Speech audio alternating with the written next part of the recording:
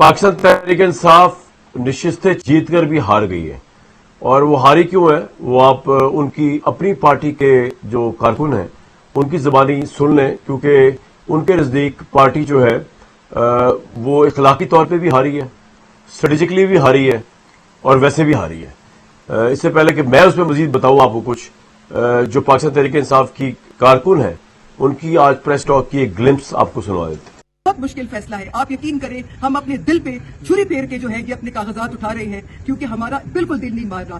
دوسرا جو ہمارا اصول ہے وہ یہ ہے کہ جس طریقے سے پارٹی فیصلے کرتی ہے، خدا را آپ ورکرز کی زندگیوں کے ساتھ، ورکرز کے ساتھ نہ زیادتی کیا کریں۔ یہ ورکرز اس پارٹی کی جان ہے، یہ پارٹی اس کا خون ہے، اسی پہ یہ پارٹی زندہ ہے، اور خان صاحب کی اگر جو تحریک ہم لوگ چاہتے ہیں کہ آگے چلے تو ان ورکرز کی بدولت ہے۔ میں اپنے تمام بھائیوں کو، جتنی بھی پارٹی کی ہماری لیڈرشپ ہے، میں آپ کو ریکویسٹ کرتی ہوں، خدا را ایسے لوگوں کو نہ اپنے ہمیں آزمائش میں نہ ڈالا کرے، بیرسٹر سیف جیسے لوگوں کو مت اپنے فیصلے کا ہاتھ میں دے دیا کرے۔ ہم آج کے بعد یہ عہد کرتے ہیں، ہماری جو تحریک شروع ہوئی ہے یہ ہماری تحریک صرف اور صرف ہم پارٹی جو خان صاحب کے ویژن کے حساب سے ہم چاہتے تھے کہ ہماری پارٹی رہے، ہم ابھی بھی وہ تحریک اسی طرح جاری رکھیں گے۔ ہماری جو ایجیٹیشن جو ہے وہ اسی چیز کے ریزسٹنس کی وجہ سے تھی کہ ہم بیرسٹر سیف جیسے لوگوں کے فیصلہ نہیں مانتے ہیں، ہم نہیں مانتے ہیں کہ وہ ہماری پارٹی کا بندہ نہیں ہے، وہ جس کی ایما پہ یہ لسٹ لے کر گیا اور جس کی ایما سے باہر انفارمیشن لے کر آتا ہے، ہم آئندہ سے وہ بات نہیں مانیں گے۔ مت آپ پارٹی کے ورکرز کو اس آزمائش میں ڈالیں، آپ خود خدا را میں لیڈرشپ کو ریکویسٹ کرتی ہوں کوئی ایسا راستہ نکالے کہ ورکرز کو آزمائش میں نہ ڈالا کرے، کنفیوژن میں نہ ڈالا کرے، ہمیں کنفیوز نہ کریں۔ دوسرا کوئی سسٹم ہونا چاہیے جس سے کریڈیبل انفارمیشن خان صاحب سے باہر نکلے، کیونکہ اس قسم کے لوگوں کی انفارمیشن آئندہ سے جب نکلے گی ہم نہیں مانیں گے۔ بیرسٹر سیف نہ ہماری پارٹی کے فیصلے، قسمت کے فیصلے ہم ان کے ہاتھ میں کیوں دیں؟ دوسرا جس اصول پہ ہم کھڑے تھے وہ یہ تھا کہ سینٹ کے الیکشن میں ہم گٹھ جوڑ پہ کیوں جا رہے ہیں؟ ہم کمزور پارٹی نہیں ہے، ہماری اتنی بڑی پارٹی ہے، 2/3 میجورٹی لے کے ہم بیٹھے ہوئے ہیں، ہماری اچھی خاصی سیٹیں آ سکتی ہیں، تھوڑا مینوورنگ چاہیے ہوتی ہے اور ہم آسانی سے اپنے سینٹ میں اپنے لوگوں کو لے جا سکتے تھے۔ کیا یہ ہماری پارٹی کو شوبھا دیتا ہے؟ کیا یہ ہماری پارٹی کے لیے مناسب تھا؟ ہم ان اصولوں پہ کھڑے تھے۔ میں یہ تمام اپنی پارٹی لیڈران کو یہ کہوں گی کہ خدا را اگلے سینٹ الیکشن 1.5 سال میں آنے والے ہیں، جس قسم کے فیصلے اور جس قسم کے طریقے سے آپ لوگوں نے پارٹی کی سیٹیں بندر بانٹ کر کے اپوزیشن کو دی، یہ بہت غلط طریقہ ہے۔ اسمبلی میں ہمارے ممبران خان صاحب کا ووٹ لے کے خان صاحب کے مینڈیٹ سے آئے تھے، اسمبلی میں بیٹھے تھے، وہ خان صاحب کا نام پہ آئے تھے، وہ خان صاحب کے مینڈیٹ اور رہائی کی تحریک کے لیے لے کر آئے تھے، انہی ووٹوں اور انہی ٹکٹوں اور انہی ممبرانوں سے آپ اپوزیشن کے لوگ کو لے کر آ رہی ہیں۔ یہ ایز اے ورکر مجھے منظور نہیں تھا۔ ساتھ بیٹھے ہوئے عائشہ بانو صاحبہ کے ان کے کارکن رو رہے تھے۔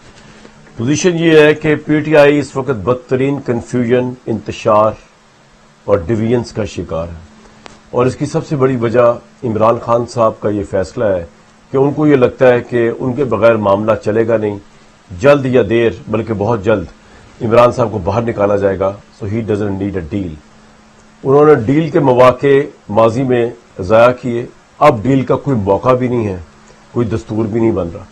تو یہ سچویشن کے اندر تحریک انصاف کی جو باہر کی قیادت کی ایک غالب اکثریت ہے، لگ یہ رہا ہے کہ وہ بھی بڑے خوش ہے کہ عمران صاحب اندر ہیں، کیونکہ جس طرح کے پیتھیٹک ڈیسیژنس یہ سینٹ کے موقع پہ ہوئے، جس طرح اپنے ہی کارکن کو ہرایا جا رہا ہے، باقی سیٹوں پہ تو چلو وہ سارا معاملہ طے ہو گیا تھا، پیپلز پارٹی، جے یو آئی ایف وغیرہ کا پی ٹی آئی کے ساتھ، یہ بھی اصولوں میں سمجھوتا، لیکن چلے تو ہوتا ہی ہے۔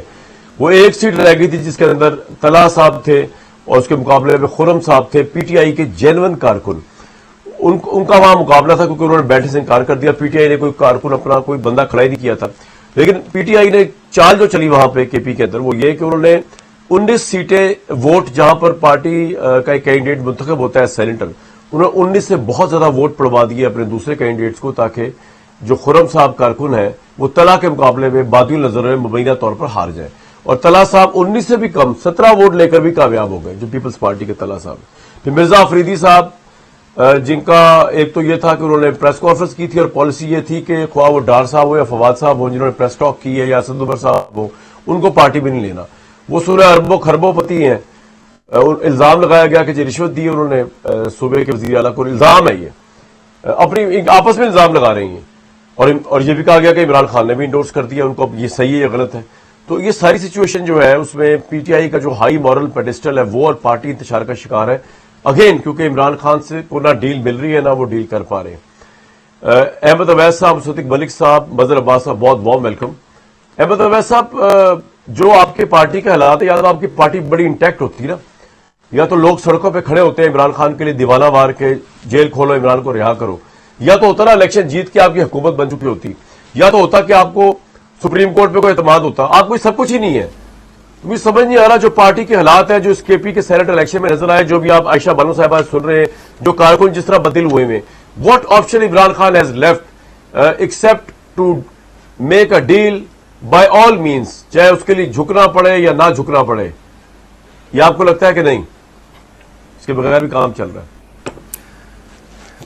دیکھیں بات یہ ہے کہ جو اس وقت صورتحال ہے, کیونکہ عمران خان تو جیل میں ہے, وہاں جو بات ہوتی ہے وہ بڑی سرسری سی بات بھی کر سکتا ہے, کیونکہ میں خود بھی بہت دفعہ گیا ہوں ملنے, کوئی ڈیٹیل سے ڈسکشن ہو نہیں سکتی. اور ظاہر ہے کہ وہ جس کمرے میں ملاقات ہوتی ہے, جہاں ججز کے گھروں میں اور ان کے بیڈ روم میں کیمرے لگ جاتے ہیں, تو کیا وہاں پہ کیمرے نہیں لگے ہوں گے؟ اس لیے وہاں پہ کوئی ایسی بات تو ہو نہیں سکتی. باقی یہ فیصلے بعد میں عمران خان کا نام لے کے کوئی فیصلہ صحیح ہوتا ہے, کوئی غلط ہوتا ہے, جو جس اپنی دانش میں یہ فیصلے کرتے ہیں. اور یہ ہمارے یہاں کی پرانی روایت کہ جو اثر رسوخ کے لوگ جو ہیں وہ بعد میں آ کے جو ہے وہ شامل ہو جاتے ہیں اور آگے سیٹ کے اوپر بیٹھ جاتے ہیں. یہ بڑی تکلیف دہ صورتحال ہے جو اب بھی سامنے آئی ہے. اور اس کے لیے اگر آپ اجازت دیں گے تو میں صرف ایک شعر میں اس کا جواب دوں گا, پھر اگلی بات کرتا ہوں میں.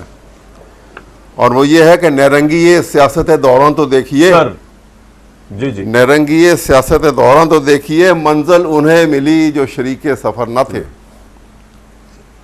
یہ ایک ہماری پاکستان کی سیاست میں cutting across the party line, کسی پارٹی سے بات کریں آپ تو یہ سلسلہ ہمارا شروع سے چلا آتا ہے اور یہ تکلیف دہ ہے. تو اویس صاحب, از this not a way out کہ جب آپ کی پارٹی میں کنفیوژن بھی ہے, آپ کو قانون سے بھی کوئی داد رسی نہیں مل رہی, کہ Imran should do a deal by all means, come out and fix his party? بالکل بھی نہیں. Why should he strike a deal? بالکل بھی نہیں. ڈیل کر کے کیا کرے گا؟ یہ لوگ آگے سامنے ہوں گے. ڈیل کر کے دیکھیں نا, وہ اپنی کریڈیبلٹی تو قائم رکھے ایک شخص. یہ اگر اس قسم کی حرکتیں کرتے ہیں تو بھاڑ میں جائیں. ایک شخص کسی اصول پہ کھڑا ہے, وہ کھڑا رہے. اب اتنا ٹائم جو گزارا ہے وہ ٹائم کو کنزیوم تو ہونے دو صحیح راستے کے اوپر, وجہ سے کہ وہ time is also spoiled and gone with the wind. آپ دیکھیں عدالتیں کھول دی. سنڈے کو کس بات کے لیے عدالت کھولی گئی؟ وہاں پہ اسپیکر نے تو یہ کہا نا کہ کورم پورا نہیں ہے تو 24 تاریخ کو دوبارہ ہوگا سیشن. تو کون سی ارجنسی تھی کہ آج 24 تاریخ ہے کہ سنڈے کو وہ کھول کے عدالتیں اور یہ فیصلہ کریں اور کہیں جی فوراً اوتھ لے لو؟ اس لیے کہ آئین کا حلیہ بگڑ چکا ہے, آئین کی حیثیت ختم ہو گئی ہے. جب آئین کہتا ہے کہ اوتھ جو ہے ممبر نے وہ اسمبلی کا اسپیکر لے گا اوتھ, تو ہاؤ اس کا مطلب یہ ہے کہ آپ نے آئین کو بالائے طاق رکھ لیا اور اپنی مرضی کے مطابق اس کو موم کی ناک بنایا اور جب چاہے موڑ لیا. یہ صورتحال خطرناک ہے. یہ آج ہمیں لگتی ہے کہ ایک پارٹی کی فیوریبل ہے, اسٹیبلشمنٹ کے فیوریبل ہے, وہ کہیں گے جی دیکھو جی طاقت کے اوپر ہم سب کچھ کر لیتے ہیں. آئین کے اندر طاقت ہوتی تو ہمارے سامنے کھڑا ہو جاتا. سوال یہ ہے کہ معاملات جب چلائے جاتے ہیں, جب معاملات چلتے ہیں تو وہ صدیوں کے لیے چلتے ہیں. اصول بنائے جاتے ہیں تو صدیوں تک قائم رکھتے ہیں. اگر کسی ملک نے ترقی کرنی اور ترقی یافتہ صف میں کھڑے ہونا ہے تو کسی قوم نے, لیکن اگر نہیں ہونا ہے تو پھر یہ روایت کہ جی اب یہ ہو گیا جی چلو جی ڈیل کرو جی تم بھی مان لو, جو جیسے یہ کرتے رہیں ویسے یہ بھی کرتے جائیں. تو کوئی شخص تو چلو جہاں کھڑا ہے اس کو جو ہے اپنی قربانی دے دی, اس نے اپنی لائف کی تو دے رہا ہے, اصول کے اوپر دے رہا ہے. لیکن یہ صورتحال میں آپ کو سامنے عرض کر رہا ہوں کہ اگر کل کو یہ کہا جائے کہ آج جج صاحب نہیں ہے تو اسمبلی کا اسپیکر جو ہے وہ فیصلے کرنا شروع کر دیا عدالت کی آ کے, تو کیا will it be all right? یہ عجیب تماشا بنایا ہوا اس ملک کے اندر.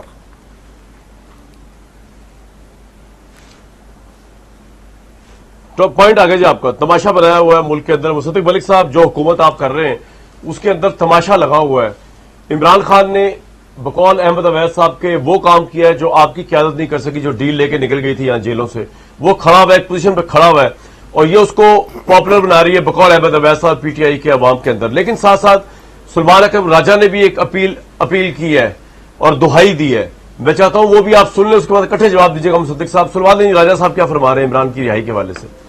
26वीं आईनी तरमीम के बाद पाकिस्तान का तमाम अदालती ढांचा अस्मार हो चुका है। कुछ कमरे जिनके ऊपर लिखा है अदालत, हम वहां चले जाते हैं और अपनी बात करते हैं। हमें कोई उम्मीद नहीं होती कि हमें इंसाफ मिलेगा। इमरान खान पिछले 2 साल से सख्तियां भुगत रहा है, झील रहा है। आज गर्मी में 20-20 घंटे उसका पंखा बंद रखा जाता है। जब हम इमरान खान की रिहाई की बात करते हैं तो हम इस मुल्क में इंसानियत की रिहाई की बात करते हैं, हम अदालतों की रिहाई की बात करते हैं, हम इंसानियत की ताजीम की बात करते हैं। अगर इस मुल्क में अदालतें आजाद होंगी तो इमरान खान आजाद होगा। इस मुल्क में अगर वोट को इज्जत होगी तो इमरान खान वजीर आजम होगा। इमरान खान की रिहाई में हम सब की रिहाई है। हम खड़े हैं अपनी जगह। हमें बंद कर दिया जाए, हम पर लाठियां बरसाई जाएं, हमारे प्यारों को हरासा किया जाए, हमारे घरों पर हमले किए जाएं, हम पीछे हटने वाले नहीं हैं।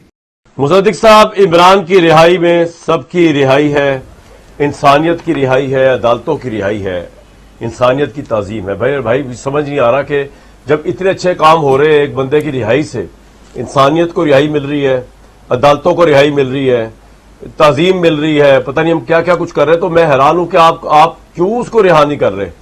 और दूसरा ये कि ये तो उसको ऊपर एज है ना आपके ऊपर कि वो आपके लीडर्स की तरह डील करके नहीं निकला यहां से।